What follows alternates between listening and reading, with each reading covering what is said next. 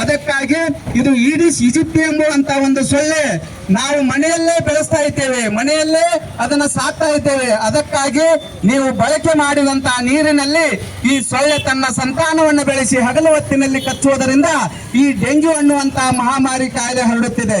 ಅದಕ್ಕಾಗಿ ಸಮಸ್ತ ನಾಗರಿಕರು ಎಚ್ಚೆತ್ತುಕೊಂಡು ಈ ಡೆಂಗ್ಯೂ ಮಹಾಮಾರಿ ಕಾಯಿಲೆಯನ್ನು ನಿಯಂತ್ರಣ ಮಾಡುವಲ್ಲಿ ನಿಮ್ಮೆಲ್ಲರ ಜವಾಬ್ದಾರಿಯಾಗಿರುವುದರಿಂದ ಮಾನ್ಯ ನಮ್ಮ ಗೌರವಾನ್ವಿತ ಬಾದಾಮಿ ತಾಲೂಕಿನ ಶಾಸಕರಾದಂತ ಬಿ ಚಿಮ್ಮನಕಟ್ಟಿ ಸಾಹೇಬರು ಅವರ ಒಂದು ಅಧ್ಯಕ್ಷತೆಯಲ್ಲಿ ಬಾದಾಮಿ ಮತ್ತು ಗುಳೇದಗುಡ್ಡ ಪಟ್ಟಣದಲ್ಲಿ ಈ ಒಂದು ಡೆಂಗ್ಯೂ ಜ್ವರ ನಿಯಂತ್ರಣ ಕಾರ್ಯಕ್ರಮದ ಅಂಗವಾಗಿ ಈ ಕಾರ್ಯಕ್ರಮವನ್ನು ನಡೆಯುತ್ತಿದ್ದು, ಸಮಸ್ತ ನಾಗರಿಕರು ಇತ್ತ ಕಡೆ ಒಂದು ಗಮನ ಹರಿಸಿ ಈ ಡೆಂಗ್ಯೂ ಜ್ವರ ನಿಯಂತ್ರಣ ಮಾಡುವಲ್ಲಿ ಯಶಸ್ವಿಗೊಳಿಸಬೇಕಾಗಿ ನಮ್ಮ ಆರೋಗ್ಯ ಇಲಾಖೆಯಿಂದ ಕಳಕಳಿ ವಿನಂತಿ ಇದಾಗಿದೆ. ಹಾಗೂ ತಾಲೂಕಾ ಆಡಳಿತ, ತಾಲೂಕಾ ಪಂಚಾಯಿತಿ, ತಾಲೂಕಾ ಆರೋಗ್ಯ ಅಧಿಕಾರಿಗಳ ಕಾರ್ಯಾಲಯ ಬಾದಾಮಿ ಮತ್ತು ಗುಳೇದಗುಡ್ಡ ಹಾಗೂ ಸಮುದಾಯ ಆರೋಗ್ಯ ಕೇಂದ್ರ ಗುಳೇದಗುಡ್ಡ ಇವರ ಒಂದು ಸಂಯುಕ್ತ ಆಶ್ರಯದಲ್ಲಿ ನಡೀತಕ್ಕಂಥ ಮಾನ್ಯ ಜನಪ್ರಿಯ ಶಾಸಕರಾದಂಥ ಬಿ ಚಿಮ್ಮನಕಟ್ಟಿ ಸಾಹೇಬರ ಒಂದು ಅಧ್ಯಕ್ಷತೆಯಲ್ಲಿ ಬಾದಾಮಿ ಮತ್ತು ಗುಳೇದಗುಡ್ಡ ಪಟ್ಟಣದಲ್ಲಿ ಈ ಒಂದು ರಾಷ್ಟ್ರೀಯ ಡೆಂಗ್ಯೂ ವಿರೋಧಿ ದಿನಾಚರಣೆ ಕಾರ್ಯಕ್ರಮವನ್ನು ಆಚರಿಸಲಾಗುತ್ತಿತ್ತು. ಸಮಸ್ತ ನಾಗರಿಕರಿಗೆ ಈ ಡೆಂಗ್ಯೂ ರೋಗ ನಿಯಂತ್ರಣ ಕುರಿತು ಮಾಹಿತಿ ನೀಡುವಂತ ಒಂದು ಕಾರ್ಯಕ್ರಮ ಪಟ್ಟಣ ಪಂಚಾಯಿತಿ ಮತ್ತು ಆರೋಗ್ಯ ಇಲಾಖೆಯಿಂದ ಸತತವಾಗಿ ನಡೀತಾ ಇದೆ. ಈ ಒಂದು ಕಾರ್ಯಕ್ರಮ ನಮ್ಮ ಸಮುದಾಯ ಆರೋಗ್ಯ ಕೇಂದ್ರದ ಮುಖ್ಯ ವೈದ್ಯಾಧಿಕಾರಿಗಳಂತ ಡಾಕ್ಟರ್ ನಾಗರಾಜ್ ಕುರಿ ಸರ್ ಈಗಾಗಲೇ ಚಾಲನೆಯನ್ನು ನೀಡಿದ್ದಾರೆ.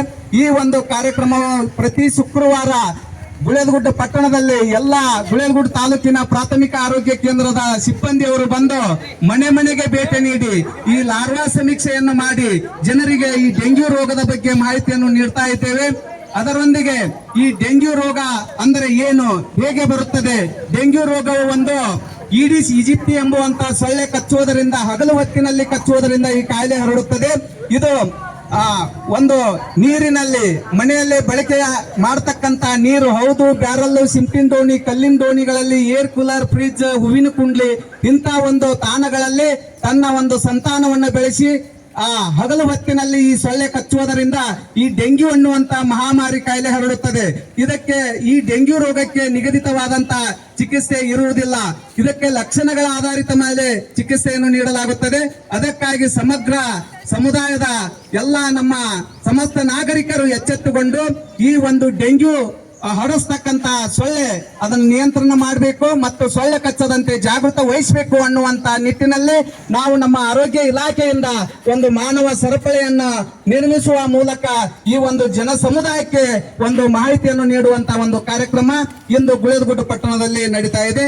ಅದಕ್ಕಾಗಿ ಸಮಸ್ತ ನಾಗರಿಕರು ಇಂದಿನಿಂದಲೇ ನಿಮ್ಮ ಮನೆಯಲ್ಲಿ ಏನು ನೀರು ಸಂಗ್ರಹ ಮಾಡಿಟ್ಟಿರ್ತೀರಿ ಅಂತ ನೀರನ್ನು ಪ್ರತಿದಿನ ನೀವು ಒಂದು ಬ್ಯಾಟ್ರಿ ಮೂಲಕ ನೋಡಿದಾಗ ಆ ನೀರಿನಲ್ಲಿ ಬಾಲೋ ಟೈಪ್ ಹುಳ ಬಂದಿತ್ತು ಅಂದ್ರೆ ಅದನ್ನ ನೀರು ಸೋಸಿ ಅದನ್ನ ನೀರು ಬಳಕೆ ಮಾಡ್ರಿ, ಅಥವಾ ನೀರನ್ನ ಚೆಲ್ಲಿ ಹೊಸ ನೀರನ್ನ ತುಂಬಿ ಭದ್ರವಾಗಿ ಮುಚ್ಚಿಡ್ರಿ.